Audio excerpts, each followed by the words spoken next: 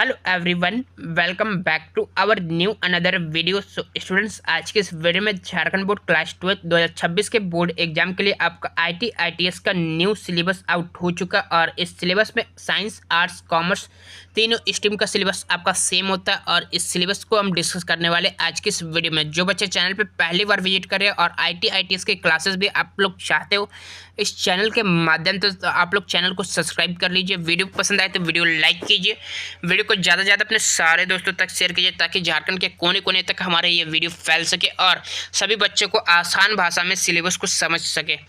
Then हम discuss और आज की इस वीडियो में हम डिस्कस करने वाले, सबसे पहले हम डिस्कस करेंगे आपका एग्जाम पैटर्न, यानी कि एग्जाम पैटर्न आपका किस तरीके से होता है, यानी कि आपका पेपर में आपके किस तरह से क्वेश्चंस आपके पूछे जाएंगे, ये हम डिस्कस करने वाले।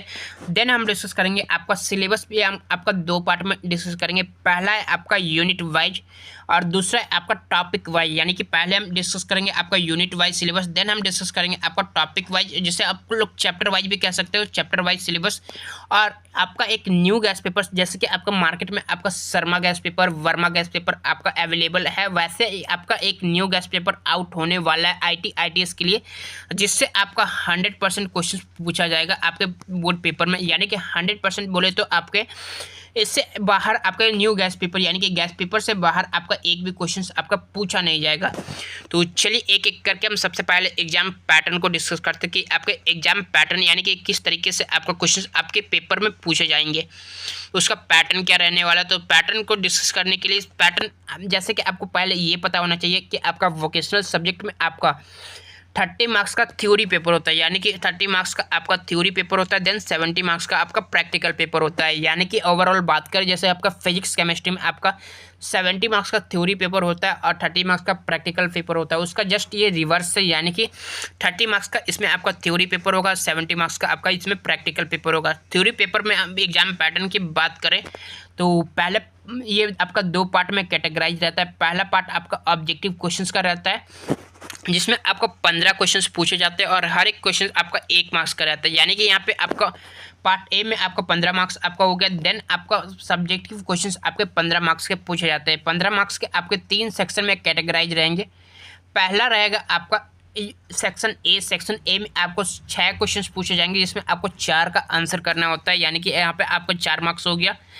देन है आपका सेक्शन नंबर बी में आपको 4 मार्क्स का क्वेश्चन रहेगा, जिसमें आपको 3 मार्क्स का क्वेश्चन रहेगा, जिसमें आपको 4 क्वेश्चंस पूछे जाएंगे और 2 का आंसर करना होगा, यानी कि 6 4 10 आपका हो गया।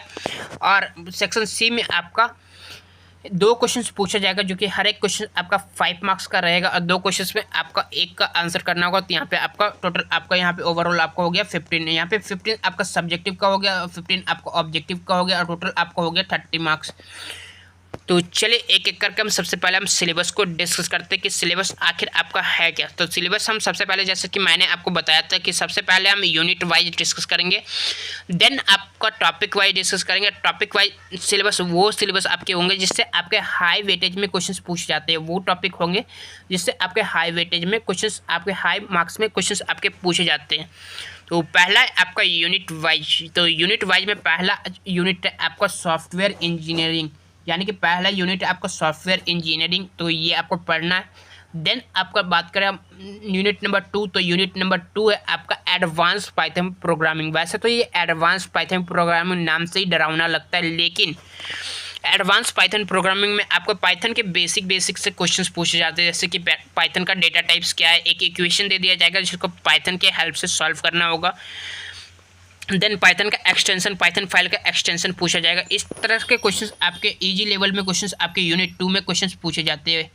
तो नेक्स्ट की बात करें तो नेक्स्ट है आपका web development, web application development. Web application development में आपका बेसिकली आपका HTML CSS से आपका क्वेश्चंस रहता है, यानी कि हाई वेटेज में अगर बात करूँ तो HTML से क्वेश्चंस आपके वेब एप्लीकेशन डेवलपमेंट में रहते हैं। नेक्स्ट की बात करें तो नेक्स्ट आपका यूनिट नंबर 4 है आपका मोबाइल एप्लीकेशन डेवलपमेंट, ये आपका unit number 4 and then unit number 5 आपका इमर्जिंग ट्रेंड्स सोशल इम्पैक्ट्स। तो ये था आपका यूनिट वाइज सिलेबस, जिसमें आपको इन 5 यूनिट को आपको पढ़ने, और देन हम डिस्कस करते हैं आपका topic wise syllabus. Topic wise syllabus में आपको वो टॉपिक बताया जाएगा जिससे आपको क्वेश्चंस आपके बोर्ड एग्जाम में पूछे जाएंगे। मैंने आपको अपने 4 साल के एक्सपीरियंस में मैंने ये अनुभव किया कि आपके इन सारे टॉपिक से आपके क्वेश्चंस पूछे जाते हैं। तो पहला टॉपिक आपका फंडामेंटल कॉन्सेप्ट, यानी कि फंडामेंटल आपका 11th का कॉन्सेप्ट और बेसिक नॉलेज ऑफ कंप्यूटर, यानी कि फंडामेंटल में आपको 11th का कॉन्सेप्ट पूछा जाएगा, जिससे आपको 11th का कॉन्सेप्ट यानी कि 11 के क्वेश्चंस का ही कॉन्सेप्ट पूछा जाएगा। देन आपका बेसिक नॉलेज ऑफ कंप्यूटर्स भी रहेगा, जिसमें आपको Microsoft Excel, Microsoft Word, PowerPoint presentation से भी आपको क्वेश्चंस रहते हैं। नेक्स्ट की बात करो तो नेक्स्ट है आपका सॉफ्टवेयर इंजीनियरिंग। तो सॉफ्टवेयर इंजीनियरिंग आपका टॉपिक नंबर 2 है, जिससे आपका हाई वेटेज में क्वेश्चंस रहते हैं, और टॉपिक नंबर 1 से भी आपके क्वेश्चंस हाई वेटेज में ही रहते हैं। देन की बात करो आपका डेटा स्ट्रक्चर, डेटा बेस और SQL, data structure, database, SQL से भी आपके क्वेश्चंस रहते हैं। जैसे कि आपका पिछले साल आपका हाफ ईयरली एग्जाम हुआ था, उससे आपके डेटाबेस और एसक्यूएल से क्वेश्चंस आपके पूछे गए थे ITS में। नेक्स्ट की बात करो तो नेक्स्ट है आपका वेब डेवलपमेंट। वेब डेवलपमेंट में आपको HTML CSS आपको पढ़ने, जैसे कि आपको बताया था, और पेपर में इन्हीं सारे क्वेश्चंस आपको पूछे जाते हैं, यानी कि आपके बोर्ड एग्जाम में यही सारे टॉपिक्स से आपके क्वेश्चंस पूछे जाते हैं। तो नेक्स्ट की बात करो तो नेक्स्ट है आपका topic number 5 mobile application development. तो मोबाइल एप्लीकेशन डेवलपमेंट से भी आपके कुछ क्वेश्चंस पूछे जाते हैं। नेक्स्ट की बात करो तो नेक्स्ट है आपका कम्युनिकेशन एंड नेटवर्किंग। तो कम्युनिकेशन एंड नेटवर्किंग से भी आपके क्वेश्चंस पूछे जाते हैं, जैसे कि आपका OSI मॉडल आपका क्या होता है, इंटरनेट के आपके कितने लेयर्स होते हैं, ये सारे क्वेश्चंस आपके पूछे जाते हैं। तो टॉपिक नंबर 5 है आपका mobile application development. Topic number 6 है आपका नेटवर्किंग एंड कम्युनिकेशन, यानी कि कम्युनिकेशन एंड नेटवर्किंग। देन आपका है टॉपिक नंबर 7, और ये है आपका पाइथन प्रोग्रामिंग, यानी कि पाइथन प्रोग्रामिंग में आपको क्वेश्चंस मैंने बताया था कि किस तरीके से क्वेश्चंस आपके पाइथन प्रोग्रामिंग में पूछे जाते हैं। तो चलिए अब बात करते हैं अपने न्यू गैस पेपर की। तो मैंने सोचा कि आप सभी को एक न्यू गैस पेपर लॉन्च किया जाए, जिसमें आपको Sharma gas paper, Verma gas paper की तरह, समुद्रम गैस पेपर की तरह ही आपका एक न्यू गैस पेपर लॉन्च होना चाहिए। अगर आप लोग चाहते हो कि लॉन्च होना चाहिए, तो इसमें हम कुछ टॉपिक्स को डिस्कस करेंगे, जिसमें हम कुछ टॉपिक्स को डिटेल में डिस्कस करेंगे। जो टॉपिक्स मैंने आपको बताया, आपके सिलेबस में ऊपर मैंने बताया, उसको हम डिटेल में डिस्कस करेंगे, डिटेल में हम समझेंगे, और साथ ही साथ उस टॉपिक के आपके टॉपिक वाइज ऑब्जेक्टिव और सब्जेक्टिव क्वेश्चन दोनों उस गैस पेपर पे अवेलेबल रहेंगे। तो यदि आप लोग गैस पेपर चाहते हो कि गैस पेपर आपका रिलीज हो, जल्द से जल्द आपका रिलीज हो, तो कमेंट करके ज़रूर से बताओ कि कमेंट कर दो, आपको गैस पेपर आपको कमेंट करना है, और साथ ही साथ आपको एक सजेस्ट करना है कि गैस पेपर का आपका क्या नाम होना चाहिए। जैसे आपका मार्केट में आपका शर्मा गैस पेपर है, वर्मा गैस पेपर है, समुद्रन गैस पेपर है, वैसे ही आपको एक गैस पेपर अलग से ITS का रिलीज होने वाला है। तो उस गैस पेपर का आपको नाम कमेंट करना है कि आपको नाम आखिर क्या होना चाहिए, आपको सजेस्ट करना है कि आपको नाम क्या होना चाहिए गैस पेपर का, और साथ ही साथ आप लोग कमेंट करके ज़रूर से बताइए कि आपको गैस पेपर चाहिए या नहीं। तो चलिए एक एक करके हम डिस्कस करते हैं। सबसे पहले हम पैटर्न को डिस्कस करते हैं। गैस पेपर का हम क्या रखने वाले हैं। तो गैस पेपर का पैटर्न आपका इस तरीके से रहने वाला है, जैसे कि आपका शर्मा की तरह ही रहने वाला है, यानी कि जैसे कि आपका ये पैटर्न पे आपका गैस पेपर आधारित रहेगा। पहला आपका रहेगा 2025 का आपका रिसेंटली का पेपर रहेगा।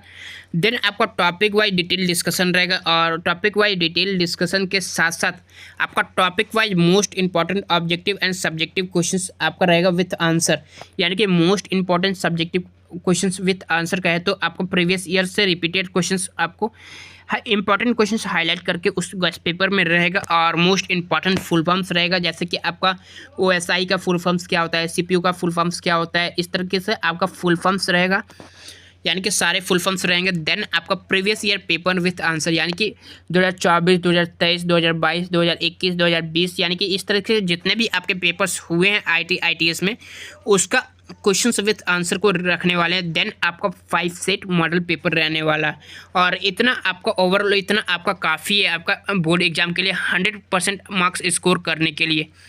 100% मार्क्स स्कोर करने के लिए इतना आपका काफ़ी है। तो यदि आप हमारे द्वारा पढ़ाए गए क्वेश्चंस आपको 100% एग्जाम में पूछे जाते हैं। आप हमारे स्टूडेंट्स का फीडबैक भी आप चेक कर सकते हो, यानी कि यहाँ पे आप लोग देख सकते हैं आपने जो मॉडल पेपर को पढ़ाया वो सब क्वेश्चंस आपको एग्जाम में आया था। यहाँ पे आप देख सकते हो। Thank you. आपने जो क्वेश्चंस बताया था सभी के सभी आए थे, मैं वीडियो देख के गया था। यहाँ से आप लोग स्टूडेंट्स का फीडबैक भी देख सकते हो कि आपका स्टूडेंट का फीडबैक आपका क्या कहता है। तो उम्मीद करता हूँ आप सभी को ये वीडियो हेल्पफुल लगा होगा। मिलते हैं नेक्स्ट वीडियो में। Thanks for watching. और आप लोग टेलीग्राम चैनल को ज्वाइन कर लीजिएगा, जिससे आपको PDF वगैरह आपको टेलीग्राम चैनल पे ही मिलता रहे। Thanks for watching. Like share and subscribe. मिलते हैं नेक्स्ट वीडियो में।